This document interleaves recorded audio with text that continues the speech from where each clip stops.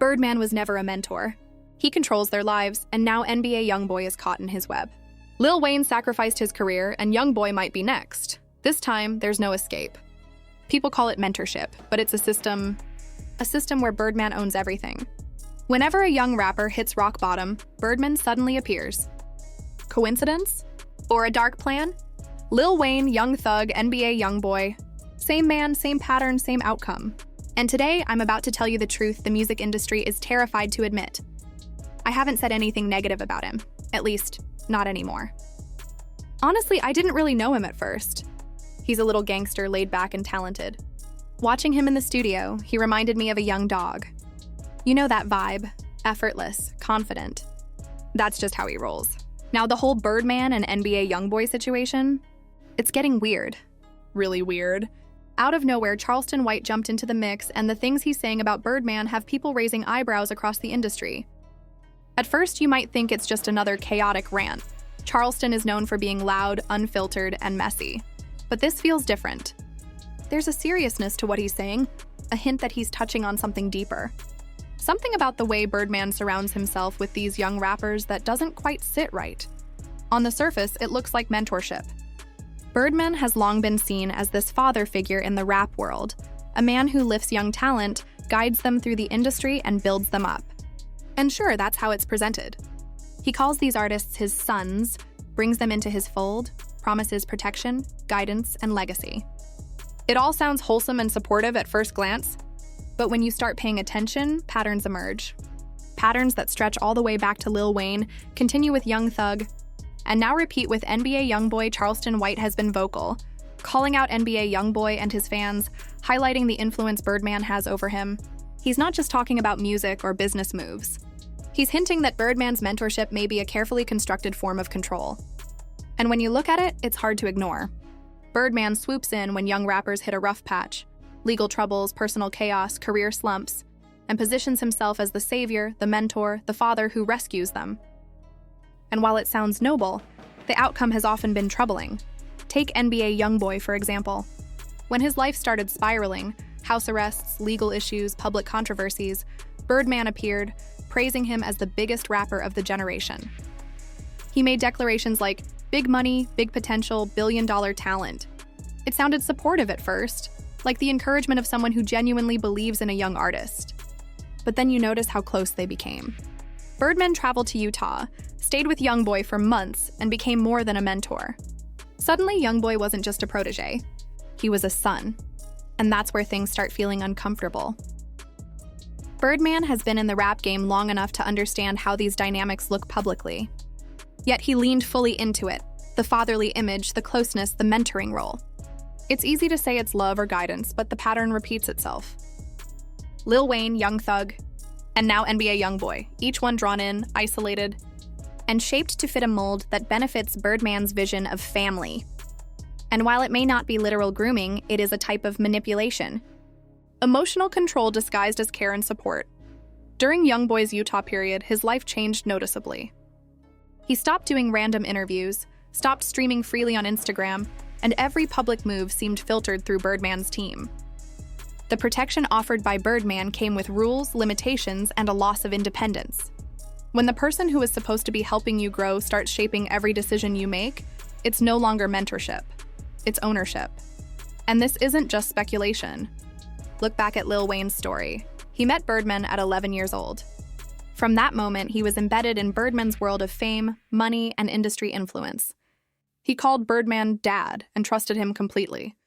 For years, they were inseparable. But eventually, Wayne spoke out. He claimed his music was delayed, his money mismanaged, and his freedom restricted. Wayne ended up suing Birdman for tens of millions. The family narrative, the father-son image, it all fell apart, revealing a layer of control behind the love. That's why people are worried about NBA Youngboy. He's still in the middle of the same dynamic, and while some might call it mentorship, it's important to recognize the history. The loyalty, the closeness, the isolation, the emotional dependency, it's all familiar. Wayne and Youngboy were both kids when they entered Birdman's system. Both came from difficult backgrounds and sought family, guidance, and security. And both paid a price for it. For Wayne, it was control over his music and money. For Youngboy, it's his peace, freedom, and perhaps even his ability to speak freely. The sad part is that these artists often keep defending Birdman. They continue to call him Pops, they forgive, they justify, even when the reality tells a different story. That's emotional dependency, not mentorship. And it's what makes the whole situation feel heavy, complicated, and heartbreaking. Charleston White might be loud and chaotic, but he's articulating what many people in the industry are hesitant to say. Birdman's fatherly persona, the mentorship image, might look loving on the surface, but underneath, it's control, subtle, systemic, and repeated across generations of young artists. And if you've been paying attention long enough, you can see it happening again in real time. History has shown what happens when young artists are brought into Birdman's world. Wayne survived, but with scars. Youngboy is still in the middle of it, and no one can predict how his story will unfold. But one thing is certain: when the same man shows up in the same situations with the same patterns over and over, it's no longer coincidence. It's deliberate, repeated, a plan. And if the past teaches anything, the outcome may be painful for those caught in it. Surprisingly, more and more people are starting to nod along. I'm not saying Charleston White is always right. He can be chaotic. But this time, it doesn't feel like trolling. It feels like he's pointing out something the industry doesn't want to admit. And if you remember, this isn't the first time Birdman's father figure role has been questioned. Think back to Lil Wayne. Yeah, the kiss. That moment alone caused a storm of attention and speculation. People were confused, intrigued, and even disturbed by it at the time. But it wasn't just the act itself. It was what it represented. Lil Wayne was a young man, barely in his 20s, and Birdman had been in his life since he was a literal kid. That kind of closeness, that merging of personal and professional worlds, blurred boundaries in ways that weren't easily understood at the time. Birdman presented it as love, mentorship, a father-son bond. But when you step back and look at the bigger picture, the power dynamics become glaringly obvious. And now, fast forward to today, and Charleston White is back at it, turning the spotlight on NBA Youngboy. He's relentless, calling Youngboy out, mocking fans who defend him, saying they're too emotional, too sensitive, or too caught up in the hype of the moment. He acts like he's speaking truths that no one else dares to, positioning himself as a blunt critic who refuses to play along with the industry's polite narratives. And while some dismiss Charleston as chaotic or over the top, the pattern he's highlighting is hard to ignore. Think about the past. The rap game has always had tension between artists and fans, rivalries between labels, and conflicts that spill over into social media. There was a time when fans were fighting, when artists were clashing publicly, and when violence even shadowed some of these conflicts. Yet suddenly, in the midst of Youngboy's rise, there's this narrative of peace, harmony, and mentorship. Everyone is smiling for the cameras. Everyone is calling it unity. But if you look closer, it doesn't fully add up. The sudden calm feels less like resolution and more like control. Charleston is suggesting something uncomfortable, that Birdman's fatherly persona is not entirely what it seems. That it's a tool, carefully deployed to maintain loyalty and influence over young rappers. It's a subtle kind of power, one that doesn't leave visible scars, but quietly dictates behavior. When Youngboy started aligning with Birdman, everything in his life shifted. Interviews stopped. Random social media activity disappeared. Every public move seemed to require approval from someone else. The narrative that once seemed spontaneous, raw, and unfiltered now had invisible boundaries. And the comparison to Lil Wayne becomes unavoidable. Wayne's story is like a blueprint for this dynamic. From the moment he entered Birdman's orbit as a child, he was immersed in a world of fame, money, and expectations. He trusted Birdman completely, called him dad, and believed in the promises of protection, guidance, and opportunity. But over time, Wayne realized that what felt like family also came with restrictions. His music was delayed, his finances were controlled, and his freedom was limited. What was sold as mentorship became, at times, ownership. The kiss, the closeness, the fatherly gestures, all of it carried the weight of power and control. He suggests that Birdman's mentorship is tied to control. The same way he guided Lil Wayne for years, Birdman maintains influence over young artists, shaping their decisions, managing their movements, and controlling the narrative around them. What appears as guidance can sometimes become manipulation. Artists may feel supported and protected, but that support often comes with restrictions. Every career move, public appearance, and even social media post can be filtered through Birdman's circle before reaching the public. That kind of oversight blurs the line between mentorship and control. Looking at the patterns across multiple artists, it's hard to ignore the similarities. Lil Wayne, Young Thug, and now NBA Youngboy have all experienced close mentorship from Birdman, yet each story also carries echoes of isolation, emotional dependence, and restricted autonomy. It's not just a matter of business or opportunity. It's about shaping young talent in a way that consolidates loyalty, influence, and authority. Charleston's critique challenges the narrative the industry has long accepted.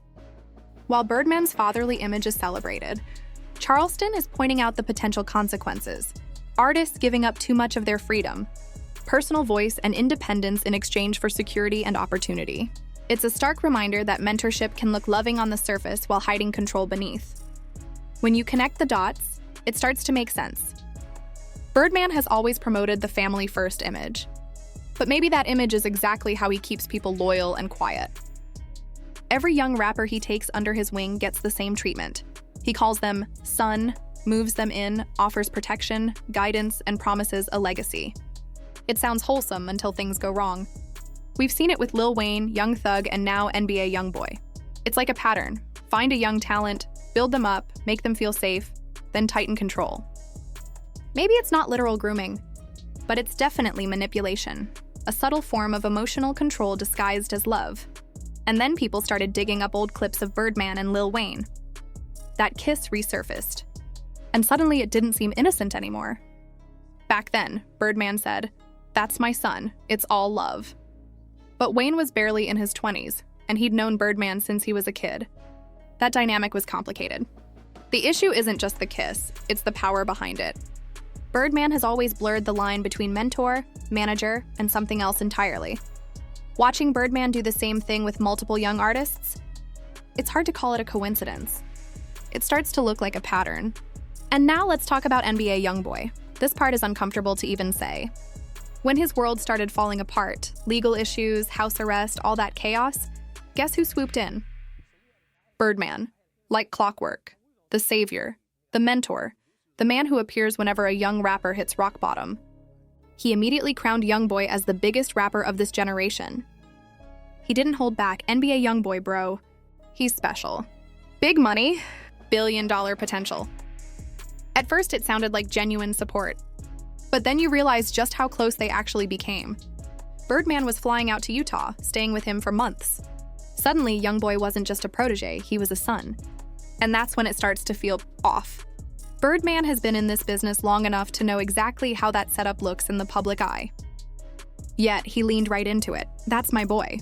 That's my son. I'm proud of him. On the surface, it's a fatherly, protective act.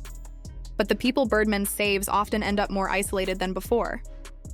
During that Utah period, Youngboy changed. No more random interviews, no spontaneous IG lives. Every move, every word, every public appearance filtered through Birdman's circle first. The price of protection seemed to be silence. This isn't healing, it's control. And it's eerily familiar if you remember Lil Wayne's story. The same father figure narrative, the promises of family, the hidden strings behind the scenes. Youngboy is one of those artists who wears his heart on his sleeve. All he wants is peace, his music, his kids, a quiet life. But instead of being allowed to breathe, Birdman rebuilds him, reshaping him into a version that fits his own legacy. Some might call it mentorship. But when every lesson comes with more rules, less freedom, and restricted choices, that's not guidance. That's ownership. Lil Wayne's story shows the blueprint. He met Birdman at 11, a literal kid, and grew up in Birdman's world of fame, money, and loyalty. He trusted Birdman completely, calling him dad. They were inseparable until it all fell apart. Wayne eventually spoke out. His music delayed, money missing, freedom restricted. He claimed Birdman owed him hundreds of millions, including payouts for Drake, Nicki, and himself. It ended with lawsuits, tens of millions on the line, and a legacy that was far from the family-first image Birdman projected. And that's when everyone realized, this was never just about money. It was about control. When you wake up one day and find out the same person who raised you in the industry also owns every piece of your career, that's a betrayal that changes you forever. Yes, Wayne and Birdman eventually made peace on paper, but listen to Wayne now. The warmth is gone. No more father-son energy. It's strictly business, cold, distant, guarded, and that's why people are worried about Youngboy. When you line everything up, the loyalty, the mentorship, the isolation, it's starting to look like the exact same story all over again. Just happening quietly this time. What makes it even sadder is that both Wayne and Youngboy were just kids when this all began. They both came from tough backgrounds. They both wanted someone to trust, someone to guide them. They thought they found family in Birdman, but both paid a price. For Wayne, the cost was the ownership of his art. For Youngboy, the cost might be his peace and independence. And the painful thing? These guys still chase loyalty. They still defend Birdman. They still call him Pops, even when the truth shows something different.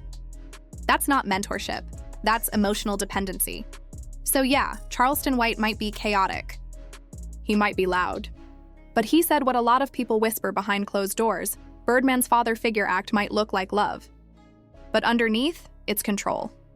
If you've watched the rap game long enough, you can see the pattern repeating right now. Lil Wayne escaped, but he walked away with scars. NBA Youngboy is still in the middle of it, and nobody knows how his story ends. But here's the real question. If the same man keeps showing up in the same kind of situation, how long do we keep calling it coincidence? At some point, it stops being a pattern and starts looking like a plan.